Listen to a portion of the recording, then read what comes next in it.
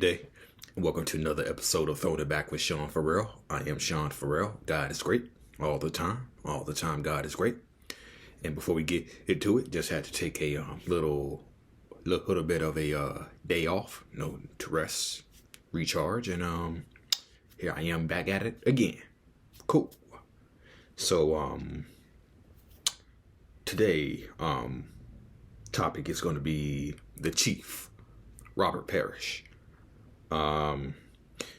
Robert Parish, one of the 50 best players of all time, and then top 75 NBA player of all time as well. 4-time NBA champion with the Celtics and Bulls. 9-time All-Star. All NBA second team 1981-82 and all NBA third team 1988-89. Okay. So Robert Parish went to Centenary College, and he averaged 21.6 points per game and 17 rebounds over his years there. Okay. But when Parish was being recruited by Centenary, he took a standard test. He took a standard test to qualify, okay? And the test that he took didn't meet the NCAA standards at that time back in the 70s, okay? And so what Centenary did was they enhanced a score, okay, and they got in trouble for it, and of course Robert Parish's name was brought up too, but NCAA actually erased Robert Parish's records or whatnot, but then just recently they put his stats and records back in. I believe back in 2013. Okay. So, but overall, 21.6 points, 17 rebounds a game. He averaged 28 points and 18 rebounds in his senior season at Centenary. Okay. And he was also played for Team USA in the 1975 Pan American Games. Okay, and he won a gold medal there. And he ended up being drafted by the Golden State Warriors. Now, he was also drafted in 1973 by the ABA's Utah Stars. Okay, then he was also drafted by the San Antonio Spurs of the ABA too. Okay, but he ended up signing with Golden State, who had won the championship in 1975. So, he signs with Golden State, but Golden State was in the decline then, okay? And believe it or not, the Golden State Warriors had just come off a championship season and a season where they made the Western Conference Finals, where they lost to the Suns in 7 games. So Parish was their number 1 pick for 1976. Okay, and but Golden State was in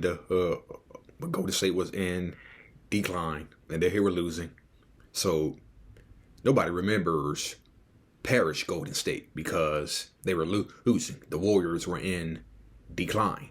Okay, so through 4 seasons at Golden State, he averaged 13.8 points, 9.5 rebounds, and 1.8 blocks.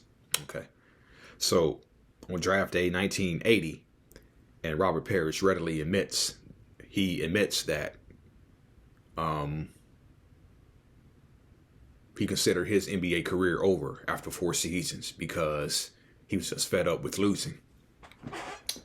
With the Golden State Warriors. Okay. And so Golden State was 46 and 36 his first season there. And they beat Detroit in the first round. Then they lost to Los Angeles in the second round. Okay. Then they were 43 and 39 the next year. Didn't make the playoffs. Then they were 38 and 44 again in 1979. Didn't make the playoffs. And in 1980 they were 24 and 58. Okay. So the Warriors were in decline, and Robert Parish thought about calling it a career after 4 seasons. Okay. Then on draft day, Auerbach makes a trade where he traded the first pick, which was the Celtics pick, the 1980 draft. He traded the Celtics first pick and a additional first pick, okay, for Robert Parish on draft day, okay. And not only did they trade for Parish, but they also got the Warriors' third pick of the draft. And Golden State switched to the first, which they selected Joe Barry Carroll. And the Celtics selected Kevin McHale. And the rest is history, okay? But there's a story where Robert Parish in the preseason, because Dave Cowens was still on the Celtics, okay? Dave Cowens was still on the Celtics when the Celtics acquired Parish. And so it was during a preseason game where I think Larry Bird tells a story where Dave Cowens got on the bus. Dave Cowens got on the bus and he told his teammates he was retiring, okay? And then I believe supposedly ML Carr said, well, Dave, if you're not a part of the team, get off. So, and Parish reported to Celtics training camp out of shape. And Bill Fitch, who was the coach at the time, ran him hard, worked him hard, because Parish was traded to Boston, right? He was traded to Boston. Then he admits that when he was traded to Boston, he took the entire summer off, okay? And so he came to camp out of shape, so he had to work his way into shape. But obviously he did. Rest is history. When the Celtics acquired Bill Walton in 1985, Robert Parish says that Bill Walton came by his house to make sure that Robert Parish didn't feel threatened, okay? So Robert Parish credits Bill Walton with making Parish a better player, okay?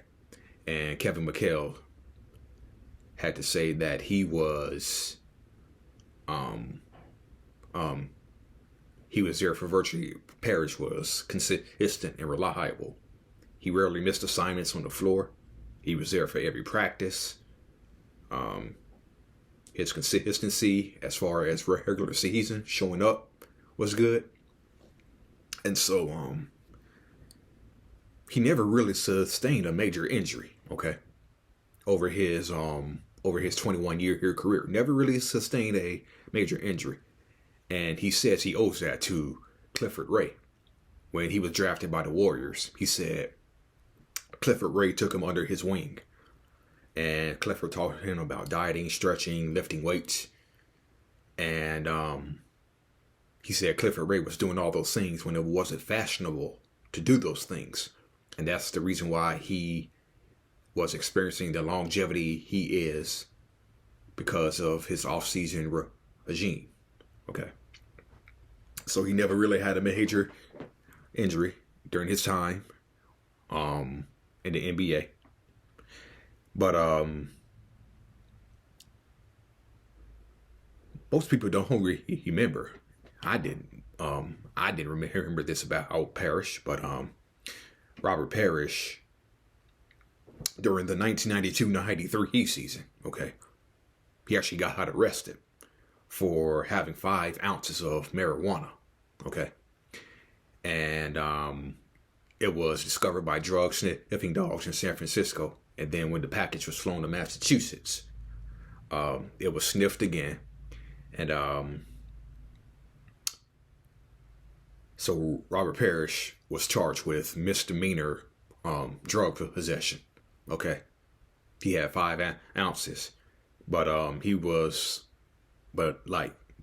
charged with a misdemeanor, and he was given 6 months probation. Okay. So he recently said during the podcast with his former teammate Cedric Maxwell, he said he owned up to his mistakes, like the misdemeanor marijuana charge that he had. He actually admitted that. He actually admitted that the marijuana was his back in 1993, and he owned up to that. Then I know he owned up to it again on his former teammate Cedric Maxwell's podcast, and he was also accused of beating his wife, okay, which he denied. Then again, during his appearance on Cedric Maxwell's podcast, he owned up to his mistakes. He said he never abused, he never beat his wife, who he got divorced in 1990. Okay. But he said on Cedric Maxwell's podcast that he did push his wife. Okay. He did push his first wife. Okay. And he admitted that he was wrong about that. Okay. And so Cedric Maxwell gained a lot of respect for him. Parish owning up to his mistakes. And so, the Chief, Robert Parish, he played with some of the best players of all time. Of course, Bird McHale. Then later on in his career, he joined the Charlotte Hornets as a backup to Alonzo Mourning. Okay. Yeah. So, and I know he was a mentor to Zoe. Then at the end of his career, he played with Jordan, Pippen, being coached by Phil Jackson. So yeah. You wouldn't want to end your career any other way than playing with Michael Jordan and Scottie Pippen and winning a championship like he did with the Bulls in 1997. So, yeah. Robert Parish, salute, sir. All right. So, I don't think any team has been more tormented by one player than the Cleveland Cavaliers of the late 80s, early 90s. Oh, okay. And I think you know who I'm talking about. Doesn't say he continues to know who I'm talking about, okay?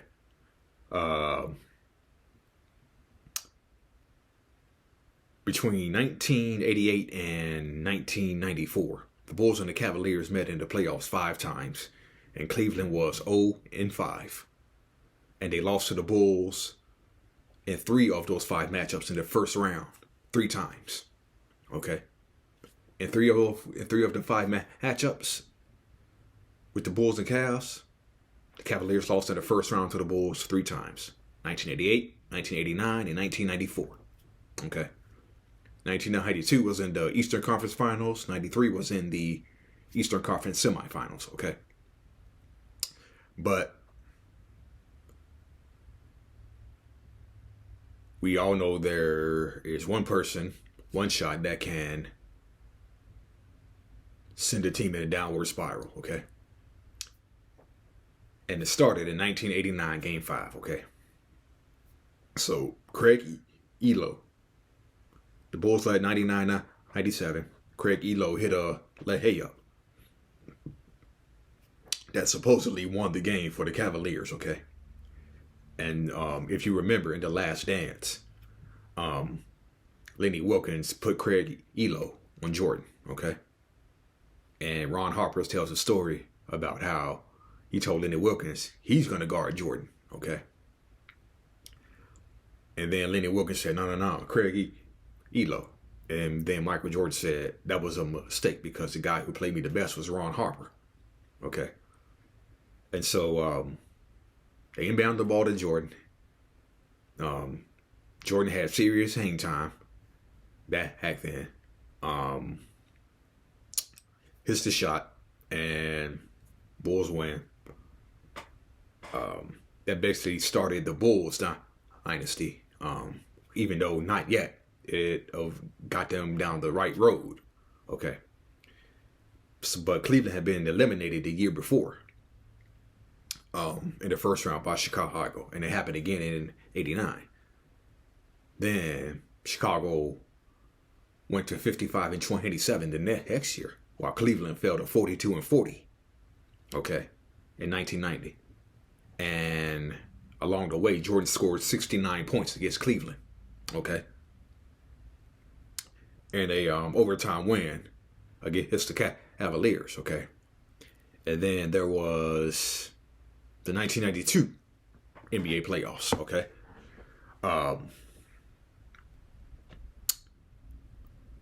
It was game 4 in Cleveland. It was game 4 in Cleveland. And Danny Ferry was in the game, and Michael Jordan was in the game, and I'm gonna let the footage tell the story. Here he goes. Bulls have missed their last 5 field goal attempts. 5-second violation. In words between Scott Williams, and John Hot Rod Williams. Well, perhaps a foul was called on the inbounds attempt. Let's see. On the out-of-bounds play, if the foul is against, there's the action right there between Ferry and Jordan, and that could be an ejection of Danny Ferry for throwing the punches. And that apparently is what the call was. Not a 5-second violation, but Ferry has been ejected. And it's a good call. It's the right call by the officials. There's no question that Ferry initiated it, threw the punches. Even though Jordan started to walk back or come back towards him, it was Ferry that threw the punches. The officials got it.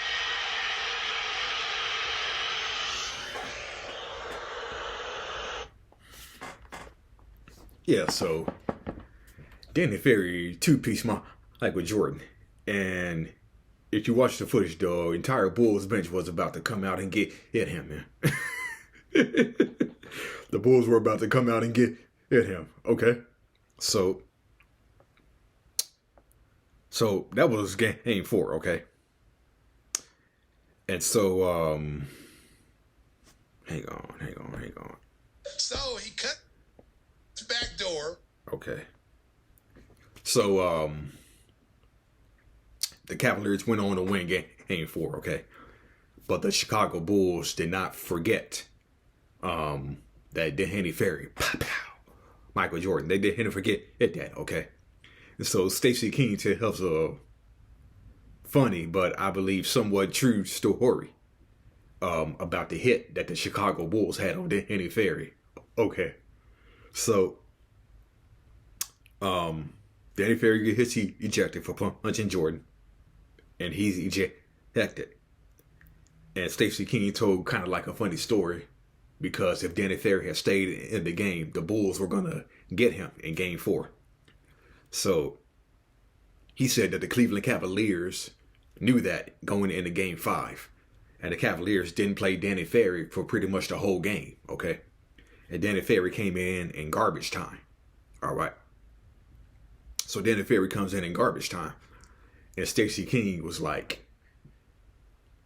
the Cavaliers felt like that the Bulls had forgotten about the hit that that was on Danny Ferry. They thought the Cavaliers had completely forgotten about the hit that the Bulls had put on Danny Ferry. But I'm going to let Stacey King tell a story.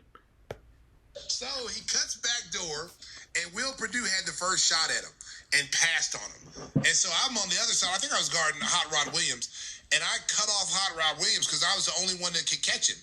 So I flew down there and I hit him really hard. I mean, today I would be ejected for flagrant two. Yeah, flagrant two, fined $1 million. But the one person that stepped to me was Steve Kerr.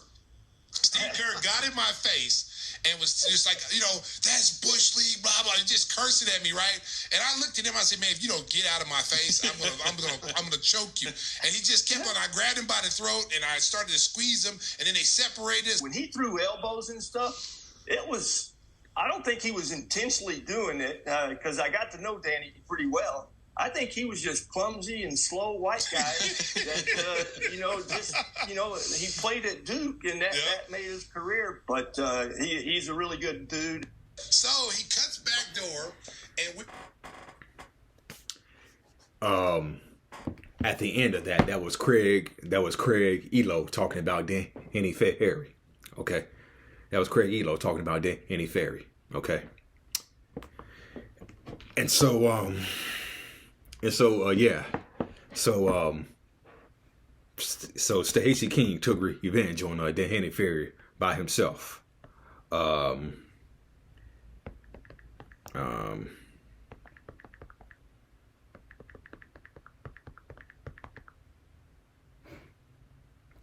Okay.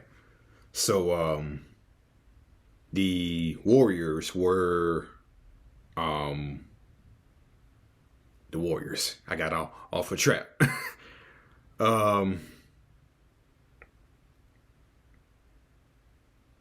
Okay, yeah. So Cavaliers, yeah. The Bulls eliminated the Cavaliers in 6 games, okay? In 1992.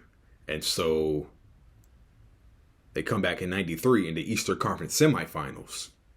And it's a Bulls sweep, okay? And there was some talk that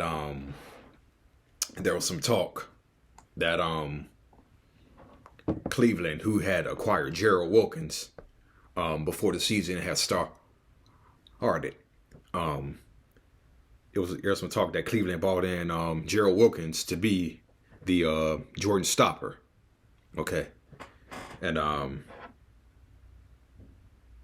okay, some talk that hold on, give me 1 second, man. 1 second. Give me 1 second.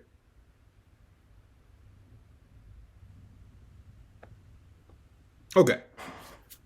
So there was some talk that Gerald Wilkins, who Cleveland acquired in the offseason, was brought in to be the Jordan stopper, okay? Then Jordan went Jordan on Gerald Wilkins, okay? And it was in Game 4 where the Bulls had the ball, and Gerald Wilkins was guarding him. Okay, Gerald Wilkins was guarding him, and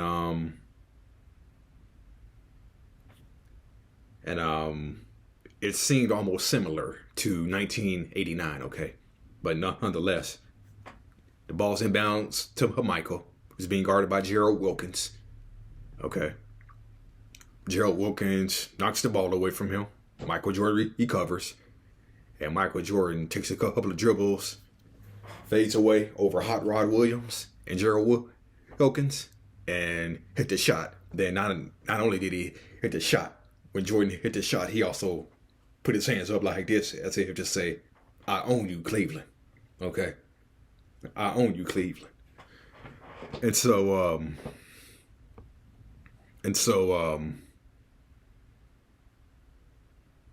Bulls turned right around and swept the Cavs again in the first round in 1994, the first year of Jordan's retirement. And so when Michael Jordan came back with the Wizards in 2002, okay,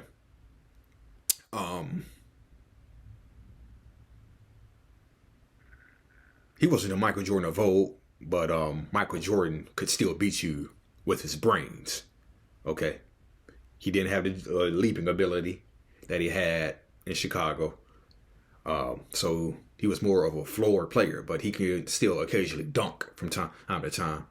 So Michael more or less kind of had to beat you with his brain, which he so often did sometimes. But you would have thought that the curse of Jordan would have left the Cavaliers after he retired from Chicago for good and came back with the Wizards in 2002. You would have thought that the curse was broken, okay? But even as a Washington Wizard, Michael Jordan still had it against Cleveland. Take a look. Oh, hold on. Okay. Here we go.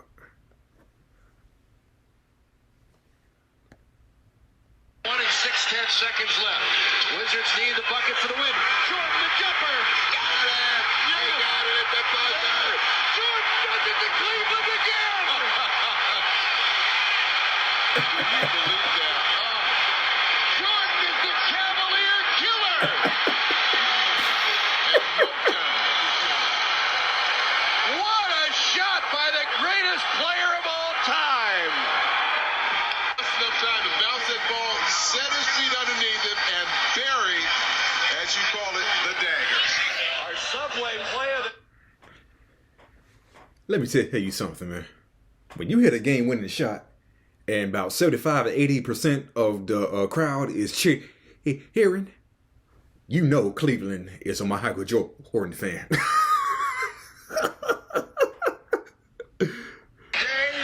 Michael Jordan, who leads all scorers tonight with 26 points. He did it to the Cavaliers in the playoffs. He did it to Cleveland when he scored a career-high 69, and he's done it in his comeback bid here with the Washington Wizards tonight. The key here is Popeye delivers a pass directly to him. Doesn't throw a lob pass to give the defense a chance to kind of get readjusted and challenge that shot. They threw the pass in directly to him. He had a one-on-one situation.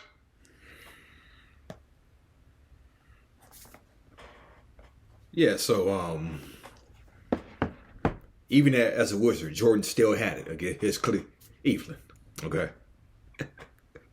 All right, that's it. That's all for Sean. For Throwing It Back with Sean Farrell. I am Sean Farrell. Peace out. God bless y'all.